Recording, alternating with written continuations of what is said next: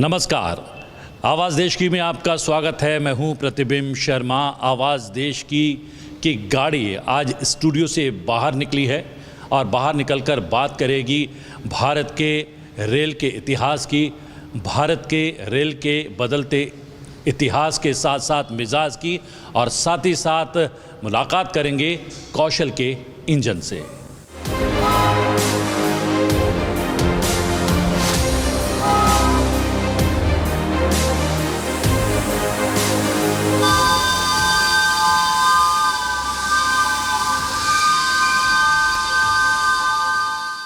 जी हाँ, जिस हम कौशल के इंजन की बात कर रहे हैं उनका नाम है संजय विगमल। उनका ये पूरा कह सकते हैं इंजन बनाने की एक फैक्ट्री है। इस फैक्ट्री में किस तरीके के इंजन बनाए जाते हैं, इस इंजन बनाने के पीछे की मंशा क्या है, उद्देश्य क्या है, वो जानने की कोशिश करेंगे। और वो रहे संजय विगमल। ये देखिए, ये भाप का इंजन नज़र आ रहा होगा, ये वो इंजन है और ये इंजन के पीछे बैठा वो कौशल है जिसका नाम है संजय विगमल। बहुत बहुत स्वागत है। Thank you. मैं बचपन में था, छोटा था, तो अपने घर वालों के साथ शायद मुंबई गया था। तब पहली और आखिरी बार भाप के इंजन वाली रेलगाड़ी में बैठा था। अब उसके बाद पहली बार उसका साक्षात्कार कर रहा हूँ। Thank you very much. देखिए, स्टीम इंजन हमारी जो इंडस्ट्रियल रेवोल्यूशन के सिंबल हैं और ओवर द टाइम मैंने देखा है इनको मेंटेन नहीं किया गया और एक्सटिंक्ट हो रहे हैं। तो मैंने ये बीड़ा उठाया क्योंकि बहुत सारे लोग ड्रोन्स और सारी टेक्नोलॉजी में आगे जा रहे हैं, तो मैंने कहा क्यों ना मैं बैकवर्ड काम करके इसको मेंटेन करूं। जैसे एक शादी होती है ना, सारी बारात जाती है तो माँ घर बैठी रहती है, तो मैंने सोचा क्यों ना मैं इस पुरानी चीज़, इस धरोहर को संभाल के रखूं। ये रेलवे के इतिहास को जीवंत करने का काम है, ये कोई छोटा मोटा काम नहीं है। ये काम क्या चल रहा है अभी? ये मैं सुनील से कहूँगा, अपने कैमरामैन से, सुनील थोड़ा सा इधर आए, पीछे की इस प्रक्रिया को जानने का प्रयास करते हैं। ये कोयले तो हमें नज़र आ रहे हैं और हमें ये भी मालूम है कि भाप के इंजन कोयले से जला करते हैं। ये संजय जी, ये इस वक्त क्या प्रक्रिया चल रही है? ये हम फायरिंग कर रहे हैं। कोल को हम इनिशियल इग्नाइट करते हैं, इसके बाद वेंचुरी इफेक्ट से ये कोल अपने आप जलेगा। इनिशियल हम इसको प्राइमिंग बोल सकते हैं या इंजन की तैयारी कर सकते हैं। हम इंजन चलाने की तैयारी कर रहे हैं और ये स्मोक, ये फायर एरिया है, इसमें हम कोयला डाल के इसको हीटअप करेंगे जिससे स्टीम बनेगी और स्टीम से इंजन चलेगा। तो ये हीटअप करने की प्रक्रिया कितनी देर चलती है? क्या ये आपका ये जो छोटा भाप का इंजन आपने तैयार किया है उसी में ये प्रक्रिया होती है, या असली जो इंजन होता है जो रेलगाड़ी को खींचा करता था, जिसमें हम सवारी किया करते थे, उसमें भी ये हीटअप की प्रक्रिया हुआ करती थी? देखिए, ये एग्जैक्टली सेम है जैसा बिग फुल साइज इंजन होता है, ये उसका स्केल डाउन वर्जन है। इसकी हर ऑपरेशन, इसका हर एवरीथिंग इज़ 1:8। जो चीज़ वहाँ 8 मीटर की थी, यहाँ पे 1 मीटर है। बाकी सारा प्रोसेस, यानी अगर इसकी लाइट भी जलती है तो वो टरबाइन से है, ब्रेक भी स्टीम से है, उसमें भी कोयला चलता था, इसमें भी कोयला चलता है। Everything, all walls, every mechanism is the same. ये आपने, क्योंकि हीटअप हो रहा है, कितना समय इसमें लगने वाला है, हम लोग चलता हुआ भी देख पाएंगे क्या? और क्या इस इंजन की गाड़ी की सवारी भी हम कर पाते हैं क्या? सर, ये एक खिलौना नहीं है, ये एक पावरफुल इंजन है। 1:8 का मतलब एक बोगी को खरीद सकता है, रियल ट्रेन की जो होती है। और अभी मैं आपको मैंने हमारी सोसाइटी में 15 अगस्त को हमने इसको चलाया था, उसमें हम लगभग 50 लोगों को बिठाया था, उसकी फुटेज भी मेरे पास है। और ये पावरफुल है। अभी आप लोगों को थोड़ी देर में, जैसे ही चलेगा, मैं आपको इसकी सवारी कराऊंगा। हम इसकी सवारी करेंगे और बचपन की यादों को ताज़ा करेंगे। इससे पहले देख लेते हैं इतने कि इस फैक्ट्री में क्या कुछ तैयारियां आप किया करते हैं संजय जी। इस स्मॉल स्टीम इंजन फैक्ट्री में कुछ इंजन्स तैयार हो रहे हैं, कुछ तैयार हैं और एक तो चलने के लिए भी तैयार है, जिसको हमने अभी देखा भी है। लेकिन शुरुआत में ही हमने इस इंजन को आपको दिखाया था, बड़ा ही कॉम्पैक्ट सा ये इंजन नज़र आ रहा है। इसकी हिस्ट्री जानने की कोशिश करेंगे संजय जी से। संजय जी, एंट्री करते ही सबसे पहले नज़र हमारी इसी इंजन पर पड़ी, क्या है ये? देखिए, 1829 में इंग्लैंड में फर्स्ट टाइम जो इंजन पे टिकट कटी थी, जिस ट्रेन पे first time official ticket issue हुई थी, उस इंजन का नाम था इन्विक्टा। और वो अब भी वो सेम इंजन इंग्लैंड में प्रिजर्व्ड है। वो स्टीफनसन फादर एंड सन ने बनाया था। ये एग्जैक्टली उसकी 1:8 कॉपी है। और वर्ल्ड में मैं एक रेयर ऐसा हमारी ऑर्गेनाइजेशन में हूँ जिसके पास उसकी एग्जैक्ट कॉपी है। ये कोयले पे भी चलती है और ये गैस पे भी चलती है। मैंने दोनों प्रोविज़न दिए हैं क्योंकि हमारे इनक्लोज में मैं कई बार नहीं चाहता कि मैं इसको कोयले से चलाऊं, और आजकल कोयला मिलता भी नहीं है, तो एनवायरनमेंट कंसर्न से मैंने इसको गैस पर प्रोविज़न भी रखा है। बट ये एक हिस्टोरिकल चीज़ है और मेरे ख्याल इंडिया में या एशिया में मेरे अलावा किसी के पास ये नहीं है। अगर ये सीएनजी या एलपीजी का प्रोविज़न करके आप बड़ा इंजन भी बनाएंगे तो मुझे लग रहा है कि सरकार हाथों हाथ लेगी और उस इंजन को पटरी पर उतार देगी। हाँ, ये कोई मुश्किल काम नहीं है। देखिए, पहले हमारे पास गैस या पेट्रोल डीजल नहीं था, तो हम लोग कोयला जो नेचुरल रिसोर्स ऑफ एनर्जी है उसको यूज़ करके इंजन चलाते थे। बट हमें तो देखिए एनर्जी के लिए फायर ही क्रिएट करनी है ना। आप किसी चीज़ से कर सकते हैं, ना केवल आप गैस से, आप वुड से भी, या जो पराली है हमारी जो पोल्यूशन प्रोड्यूस करती है उसको जला के भी हम इंजन चला सकते हैं। अच्छा, तो ये पराली की समस्या भी समाप्त हो जाएगी और आप ट्रांसपोर्टेशन का एक नया जरिया भी निकल आएगा। हाँ, बट आज जो मशीन्स हैं, आज की जो ट्रांसपोर्टेशन के मीन्स हैं वो बहुत ही एफिशिएंट हैं और उससे पोल्यूशन जनरेट होगा, वो ठीक नहीं है बात। ठीक बात नहीं है। एक जर्नी की बात करेंगे हम, जो है इस इंजन की जर्नी की भी बात करेंगे और संजय जी की जर्नी की भी बात करेंगे। कब जहन में आया, क्या कुछ आपने ऐसी पढ़ाई की कि आप स्टीम इंजन के निर्माण के क्षेत्र में निकल पड़े? क्या ये शौक़ है, क्या ये काम है? ये काम नहीं है तो क्या कुछ और व्यवसाय या बिजनेस आप किया करते हैं? देखिए, सबसे पहले मैंने इंजीनियरिंग कॉलेज में मैकेनिकल इंजीनियरिंग की है। और मैं जब मैं इंजीनियरिंग कॉलेज में गया तो मेरा कंसेप्ट क्लियर था कि मैं जब इंजीनियरिंग करूंगा तो मैं इंजीनियरिंग का ही काम करूंगा।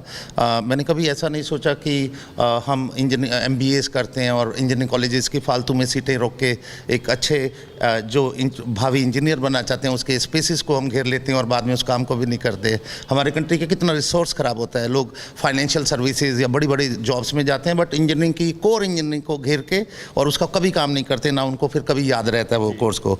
तो मेरे को बड़ा क्लियर था जब मैंने इंजीनियरिंग की तो मुझे यही काम करना है। मैंने first day from the completion of engineering मैंने इंजीनियरिंग का ही काम किया। मुझे मिनिएचर वर्ल्ड में बहुत अच्छा लगता था। मैं पहले बॉन्साई उगाना चाहता था, बट जैसे ही मुझे 20-25 साल मुझे एक्सपीरियंस हुआ, मैंने बहुत सारे इंपोर्ट सब्स्टिट्यूट इंडस्ट्री में दिए हैं। मैंने बहुत सारी इंडस्ट्री को, जो यूरोप या अमेरिका से मशीन्स आती थी, उनके स्पेयर्स होते थे, वो स्पेयर्स वहाँ से लाना बहुत महंगा था। मैंने उनको 1/20 प्राइस पे देता था, फिर भी अच्छे चलते थे। तो ऐसा करते करते मुझे काफ़ी एक्सपीरियंस हुआ। 2015 में जब अमेरिका के राष्ट्रपति ओबामा जी इंडिया विजिट पे थे तो government was looking for somebody की जो मेक इन इंडिया का बिग लॉइन बना सके। तो कुछ लोगों ने मुझे अप्रोच किया, तो मैंने 2015 में जब मैंने इतना बड़ी चीज़ को फर्स्ट टाइम बनाया और वो सक्सेसफुल टाइम में मैंने पूरा किया, तो मुझे अपने आप में कॉन्फिडेंस हो गया। फिर मेरे को ये था कि ऑटोमेशन था, क्या था वो ऐसा यस, उसमें गियर्स थे, चल रहे थे। मैंने उसके गियर बॉक्सेस लगाए थे। आप यूट्यूब पे 2015 की रिपब्लिक डे पे मेक इन इंडिया का टैब्लू देखें, आपको वो दिख जाएगा। क्या बात है, मतलब कि जो मोदी जी ने tagline the make in India की, उसको कहीं ना कहीं साकार करने में आपका भी योगदान रहा है। पहले नौकरी, फिर व्यवसाय, फिर इंजन के छोटे रूप, वो भी स्टीम इंजन के छोटे रूप बनाने का मन में पहला ख्याल कब आया? देखिए, मैं आपको एक चीज़ बताना चाहता हूँ। जो आज का मल्टीमीडिया या सोशल मीडिया है, ये एक ऐसा समुंदर है, कई लोग तो इसमें डूब जाते हैं, कई लोग इसमें से मोती निकाल लेते हैं। तो आपको इसमें से क्या ढूंढना है? अगर आप सिलेक्टिव हो केवल अपनी चॉइस की यूज़फुल चीज़ों के लिए तो बहुत अच्छी चीज़ है। अदरवाइज़ लोग इसमें डूबते जाते हैं, अपना टाइम वेस्ट करते जाते हैं और अननेसेसरी बहुत चीप मटेरियल अवेलेबल है, बच्चे बिगड़ जाते हैं उसमें। तो मैंने इस मीडिया को द बेस्ट यूज़ किया है। मैंने इसमें से सोने या मोती को चुना है। इसमें मैंने कोई ऐसा मटेरियल को नहीं देखा जिसमें मेरा टाइम वेस्ट हो। इसमें बच्चे, इसमें बहुत अच्छी चीज़ें हैं, ऐसा नहीं है कि टोटली रॉन्ग है। तो मैं एक बार एक यूट्यूब पे बाय चांस मुझे रिकमेंडेशन आई, उसमें एक बंदा स्टीम इंजन बना रहा था बड़ा, तो मुझे वहाँ से इंस्पायर हुआ कि अब हम भी इसको बना सकते हैं। और मैंने इसको आउटराइटली ये नहीं देखा कि मैं बना लूँगा। मैंने इसको 1.5 ईयर इसको स्टडी किया। अगर मैं इसको बनाता, क्योंकि मैं एक इंजीनियर हूँ, अगर इसको बना के मैं एक्चुअल नहीं चला पाया तो वो तो मॉडल बन गया ना। तो मैंने ये चाहा कि मैं इसको तब बनाऊंगा जब मेरे को ये श्योर हो जाएगा कि मैं इसको चला लूँगा। उसमें मुझे 1.5 ईयर लगा टू मेक इट श्योर कि मैं इसको चला लूँगा। फिर मैंने इसके बारे में 1.5 साल इसकी फुल स्टडी की और फिर मैंने इसको स्टार्ट किया बनाना। और ये मेरा एक हॉबी है, बट हम लोग पंप बनाते हैं, वो भी एक हाईली इंजीनियरिंग बिजनेस है, क्योंकि मेरे पास मशीन्स और लोग वहाँ वर्क में मैं जब वर्क एस्टेब्लिश हो जाता था तो मेरे पास मशीन और टाइम थोड़ा स्पेयर होता था, मैंने उसको इसको बनाने में लगाया। But thankful to my wife, she, जब मैं इसमें घुसा तो इतना इनग्रॉसिंग ये चीज़ है, इतना आपको अट्रैक्ट करती है कि मैं टोटली इसमें घुस गया। और मेरी वाइफ ने मेरा बिज़नेस को संभाला और उसने मुझे अलाउ किया कि you do this is loveliest hobby you are doing. चलिए आप अपनी इस फैक्ट्री को दिखा दें, क्या कुछ और काम चल रहा है वो भी देखने की कोशिश करते हैं। चलिए। आवाज़ देश की में आवाज़ देश की बनने के लिए यहाँ पर बहुत सारे चेहरे हैं, स्टूडेंट्स हैं, स्कूल स्टूडेंट्स हैं। और संजय जी, मुझे लग रहा है कि आपको ये जो है वर्कशॉप के साथ साथ एक अम्यूज़मेंट पार्क भी बनाना पड़ेगा जहाँ पर बहुत बड़ी संख्या में लोग आपका एक काम देखने आए। यहाँ पर क्या आमतौर पर स्कूल कॉलेज के बच्चे आते हैं और लोग आते हैं और ये इंजन देख कर जाते हैं जो आपने बनाए हैं इतनी मेहनत से? देखिए कि ना एक बहुत इंटरेस्टिंग सब्जेक्ट है ये, एक जेंडरलेस है और एजलेस चीज़ है, तो सारे लोगों का बहुत इंटरेस्ट होता है। और यहाँ पे कई स्कूल के बच्चे और टेक्निकल इंस्टीट्यूशंस के बच्चे मेरे पास इसको देखने के लिए आते हैं। आज ये DPS स्कूल के बच्चे भी आए हुए हैं, तो इनका बहुत स्वागत है। हमें बहुत खुशी होती है इनको ये चीज़ दिखाने में। और श्योरली मैं इस प्रोसेस में हूँ कि मैं एक म्यूज़ियम पार्क बनाऊँ, बट इसमें एक प्रॉब्लम ये है कि अगर ये खुले में हो, जिसमें स्पेस ओपन और सेफ़ हो, तो बहुत अच्छा होगा। जिसके लिए मैं सोचता हूँ कि एक इंडिविजुअल लेवल पे मैंने इतना पैसा खर्च करके इसको बनाया, अगर गवर्नमेंट का कोई गवर्नमेंट ऑर्गेनाइजेशन इसमें अगर सपोर्ट करे तो मैं आपको एक बहुत ही सुंदर इंटरनेशनल लेवल का एक अम्यूज़मेंट पार्क दे सकता हूँ। और मोदी जी की लीडरशिप में हम लोग नए नए रास्ते खुल रहे हैं, क्यों ना हम एक ऐसा अम्यूज़मेंट पार्क बनाएं जो वर्ल्ड क्लास हो, जिसमें हम, आप देखिए दुबई वगैरह में उनसे भी एक अच्छी चीज़ बना के दे सकता हूँ। मुझे आबू धाबी और दुबई से काफ़ी ऑफ़र आते हैं वहाँ पे अम्यूज़मेंट पार्क बनाने के लिए with this kind of engines, पर मेरी सोच है कि हम अपने देश से स्टार्ट करेंगे, फिर बाद में इनको ये देंगे। कौन से स्कूल से हो आप लोग? DPS मारुति कुंज। इंडियन रेलवे की कुछ हिस्ट्री के बारे में पता है? Yes sir. चलिए, कितना पता है हम जानने की कोशिश करेंगे।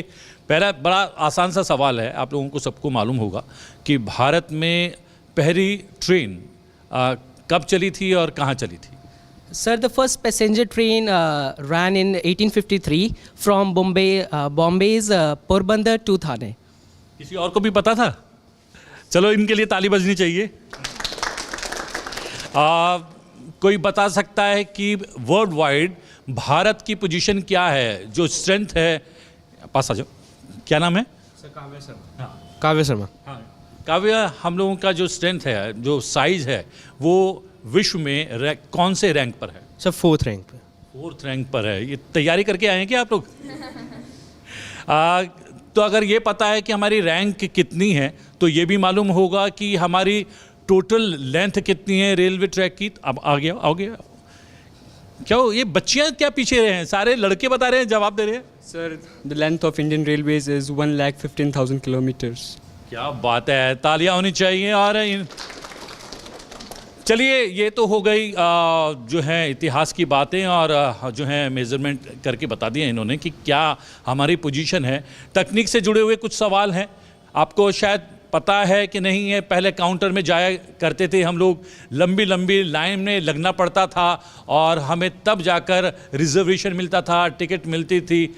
भारत में इंटरनेट के थ्रू रिजर्वेशन कब से शुरू हुआ, रेल रिजर्वेशन का? कोई लड़की हाथ नहीं उठा रही है, मैं लड़कियों से पूछूंगा। Sir, we started in 2004. ताली तो बजा दो, तुम में से एक बच्ची है। जी हाँ, बिल्कुल ठीक बात है। 2004 में जो है सबसे पहले इंटरनेट के माध्यम से हमारा रिजर्वेशन शुरू हुआ था। और चलिए, हम लोग संजय जी के साथ और इन बच्चों को साथ लेकर अवलोकन करते हैं इस पूरी इंजन फैक्ट्री का, और स्क्रैच से शुरू करते हैं। यहाँ पर संजय जी, ये कुछ व्हील्स नज़र आ रहे हैं, इसके बारे में कुछ बताएं। ये क्या ये व्हील्स भी आप बनाते हैं या व्हील्स आपको बाज़ार से मिलते हैं, आप असेंबल करते हैं? देखिए, ये एक रेयर हॉबी है इसका आपको कोई स्टोर नहीं है या कहीं मटेरियल नहीं मिलता। इसको मैंने खुद ही बनाया है। मैंने इसको रॉ मटेरियल ख़रीदा है और इसको मशीन करके ये इंजन मेरा नेक्स्ट प्रोजेक्ट के लिए, ये जो व्हील्स हैं नेक्स्ट प्रोजेक्ट के लिए है। क्या नेक्स्ट प्रोजेक्ट है? नेक्स्ट प्रोजेक्ट है मेरा एक 2 स्टीम लोकोमोटिव है जो रिप्लिका है हमारे 1950s के जो इंजन हैं उनके रिप्लिका है। ये शायद कोचेज़ हैं? नहीं सर, ये मेन फ्रेम है इंजन का। इंजन जैसे हमारी चेसिस स्टार्ट होती है हमारे गाड़ी की, तो ये मेन फ्रेम है उसका, इंजन स्टार्ट यहाँ से होगा। तो आपकी ये सतत प्रक्रिया चलती रहेगी, एक इंजन तैयार होगा फिर उसके बाद दूसरा, दूसरे के बाद तीसरा? सर यस, मैं आई विल कीप इट, मैं इसको हमेशा करता रहूँगा। जी हाँ। और ये लगभग तैयार सा इंजन है, ये इसके पीछे क्या स्टोरी है, ये वो भी जानने की कोशिश करेंगे। देखिए ये एग्जैक्ट 1:3 रिप्लिका है हमारा दार्जिलिंग हिमालयन रेलवेज, और ये एग्जैक्ट कॉपी है उसकी। जो दार्जिलिंग हिमालयन रेलवेज है वो हेरिटेज में कवर होती है, और दार्जिलिंग हिमालयन रेलवेज ही एक ऐसी रेलवे है एशिया में जो ओनली रेलवे है जो हेरिटेज, यूनेस्को हेरिटेज में कवर होती है। तो ये उसका उसका एग्जैक्ट रिप्लिका है, और मैं इसको 1 महीने में बना लूँगा। मेरा बनाने का इसका पर्पस ये है कि दार्जिलिंग हिमालयन रेलवे 150 साल से कॉन्टीन्यूस वो इंजन चल रहे हैं। अभी भी चल रहे हैं? हाँ, अभी भी कॉन्टीन्यूस वही इंजन चल रहे हैं, क्योंकि ये इंजन बहुत सालों से चल रहे हैं, तो इनकी संख्या कम होती जा रही है। क्योंकि जब एक इंजन को खोल के उसके पार्ट्स लगाए जा रहे हैं, मुझे लगता है एक दिन ये इंस्टिंक्ट हो जाएंगे, तो मेरे को इसको एक प्रिजर्व करना ज़रूरी है मेरे लिए। क्या इंडियन रेलवे की तरफ से भी किसी ने आपको अप्रोच किया या आपकी किसी से बात हुई है? आप इतना कमाल का काम कर रहे हैं, क्या हमारे साथ मिलकर काम कर सकते हैं, म्यूज़ियम हम लोग मिलकर कोई डेवलप कर सकते हैं, कोई इसको लेकर, या आपके पास कोई प्रपोजल? देखिए हमारा दुर्भाग्य है कि हम फॉरेन के लोगों को ज़्यादा पैसा दे के ले लेते हैं। हमने अपने देसी लोग, हमारे देश के लोग होते हैं, उसको हम उतना तवज्जो नहीं देते। कुछ टाइम पहले मैंने दिल्ली रेलवे म्यूज़ियम में एक रेल इंजन था जो चल नहीं रहा था, तो वहाँ के डायरेक्टर साहब ने मुझे रिक्वेस्ट की थी, मैंने उसको चला के दिया है। और बाकी गवर्नमेंट के पास मुझे लगता है कि जो ओल्ड लोग हैं जिनको स्टीम इंजन की नॉलेज थी, वो लोग रिटायर हो गए हैं या बुजुर्ग हो गए हैं, तो उनके पास कोई स्टीम इंजन के लिए मुझे लगता है कम लोग हैं। तो अगर मुझे उसके बाद किसी ने अप्रोच नहीं किया। मैंने काफ़ी लोगों से अप्रोच किया, रेलवेज के शुभचिंतक बहुत हैं, बट सॉलिड कोई नहीं आता सामने। तुम लोग यहाँ पर आए हो, किस तरीके का एक्सपीरियंस लग रहा है, क्या सोच है, क्या चल रहा है मन में? It's a really glamorous experience and I really enjoyed with my friends, and it is really interesting to see these models through my eyes at this age. इसको लाइव स्ट्रीम बोलते हैं, ये हॉबी को लाइव स्ट्रीम हॉबी बोलते हैं। Live stream का मतलब ये डेड मॉडल्स नहीं है, ये स्ट्रीम से चलते हैं, इसको लाइव स्ट्रीम बोलते हैं। और ये मॉडल्स हैं जो लाइव स्ट्रीम पे चलते हैं। तो क्या वो आपका वो मॉडल तैयार हो गया है? आप हम चला सकते हैं उसको, हम चला सकते हैं, और आपने एक वादा भी किया है।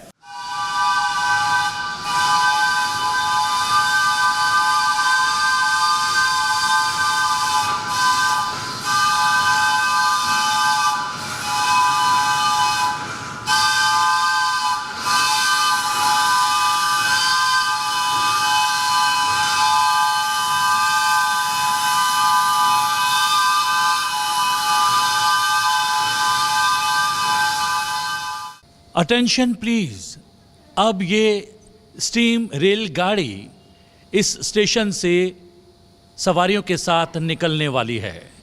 हमने चलता हुआ तो इंजन देख लिया, अब आपने इसमें बोगियां भी फिट कर दी हैं, और साथ में हम देख रहे हैं कि सवारियां जो हैं बच्चों के रूप में सवार हो गई हैं। क्या कुछ तैयारी करनी पड़ती है? आप बैठे हैं और आपके हाथ में कुछ ये औजार सा भी है। देखिए जैसे हमारे नॉर्मल हमारी गाड़ियों में हमें पेट्रोल या डीजल चाहिए होता है, इसमें पानी और कोयले से चलती है। कोयला पानी को गर्म करता है बॉयलर में, जिससे स्टीम जनरेट होती है। स्टीम प्रेशराइज होती है जो पिस्टन के अंदर प्रेशर जनरेट करती है। पिस्टन से टू एंड फ्रो मोशन से इसको मोशन मिलती है। चलिए, ये इंजीनियर भी हैं और इस इंजन के ड्राइवर भी हैं, वो तो तैयार हैं। सवारियां कितनी तैयार हैं, आइए देखते हैं। पहली बार है मैंने देखा है कि ये जो ट्रेन में ट्रैवल करने वाले डिब्बे के अंदर नहीं, डिब्बे के ऊपर बैठे हैं। कैसा लग रहा है? सर बहुत एक्साइटमेंट हो रही है, और बस कब चलेगी ये ट्रेन, इसका इंतज़ार है। तुमने चलते हुए तो देख लिया, तो उसके बाद मन में आया कि यार इस पर राइड भी करनी चाहिए। यस सर, बहुत मज़ा आएगा, देखते हैं हम। Yes, so really exciting. अभी वेट नहीं हो रहा है कब स्टार्ट होगी. तुम तो मुझे लग रहा था छैया छैया गाने की तैयारी कर रही हो. अगर अच्छा लगा तो फॉर श्योर. For sure. एक बार गा तो दो. चलिए सब एक साथ 1 2 चल छैया छैया छैया छैया चल छैया छैया छैया. चल छैया छैया के साथ ये ट्रेन तैयार हो चुकी है. स्ट्रीम जो है वो बन चुका है. आग धधक रही है और संजय जी इस ट्रेन को लेकर आगे बढ़ने वाले हैं.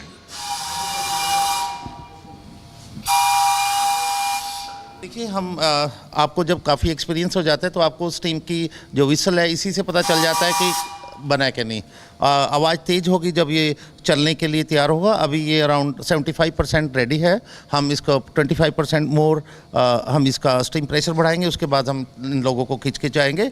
और ये अभी अराउंड 8-10 लोग हैं पीछे, मैं देख नहीं पा रहा, बट अगर ये इसकी जगह 50 लोग भी होंगे तो ये उसको ईजिली ले लेती है. और हमने 26 जनवरी को हमने अपनी सोसाइटी में इसको 15 अगस्त में चलाया था, जिसमें 50 लोग उसमें बैठे थे और ये ईजिली 50 लोगों लेकिन को. इसमें कुछ हॉर्स पावर का इंजन होता है क्या?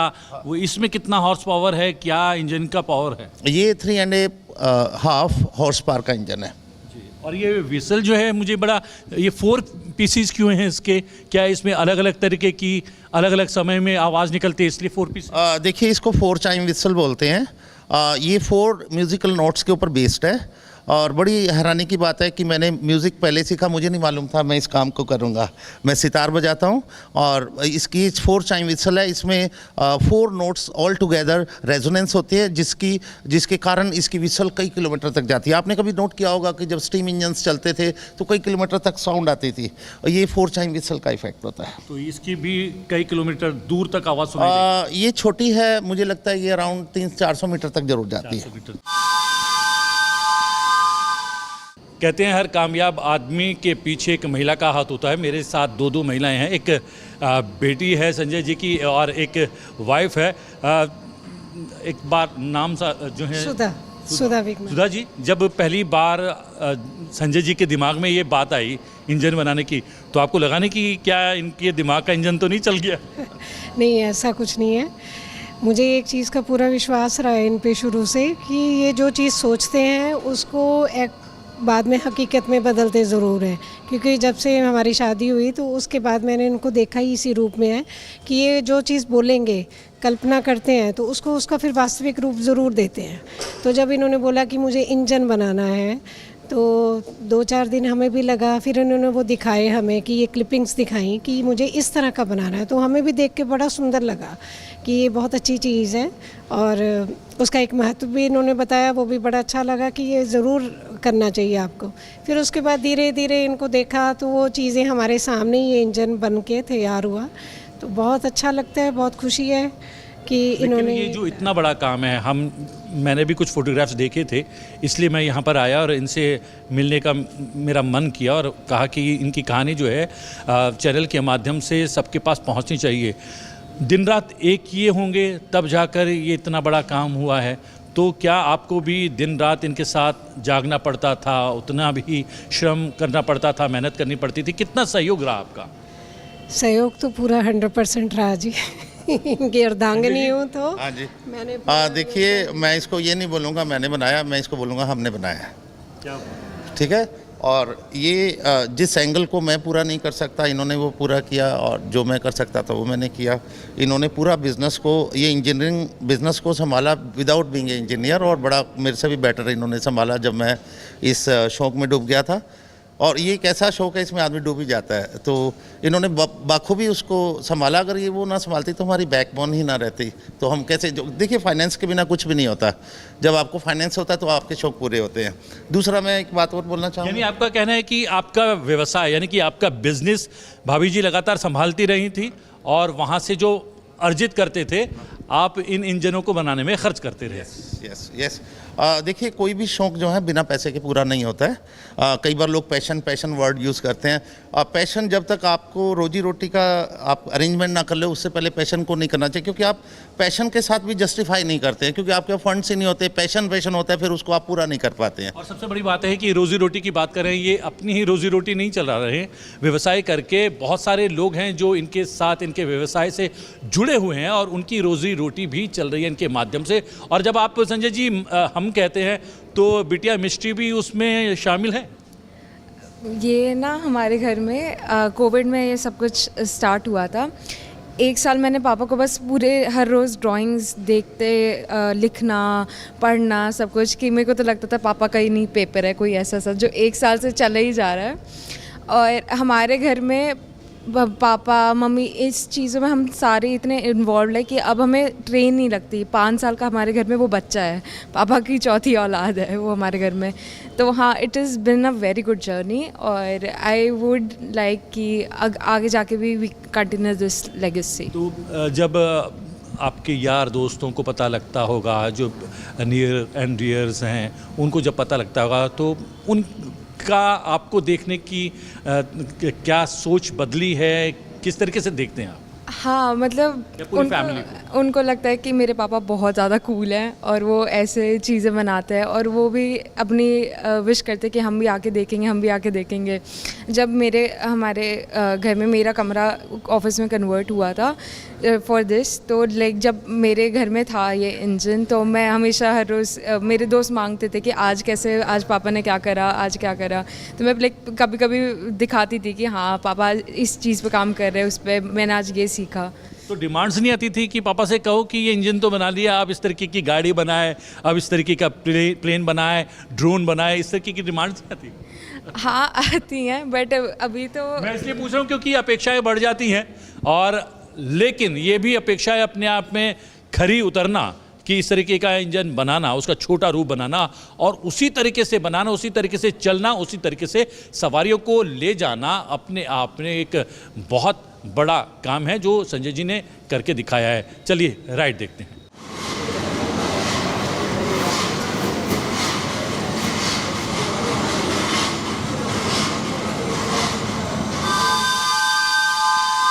इंजन की गाड़ी पर राइड कर रहे हैं, बैठ गए हैं और पूरा हमने काम देखा संजय जी का, पूरे वर्कशॉप घूमने का प्रयास किया, बच्चों से भी हमने जानकारी लेने की कोशिश की, और ये बहुत ही खूबसूरत अपने आप में आवाज़ देश की का एक एपिसोड रहा। आवाज़ देश की में आज के लिए इतना ही। आवाज़ देश की में आपसे फिर भेंट होगी एक नए विषय के साथ, नए लोगों के साथ। फिलहाल मुझे आज्ञा दीजिए, लेकिन देखते रहिए सनसेट टीवी। नमस्कार।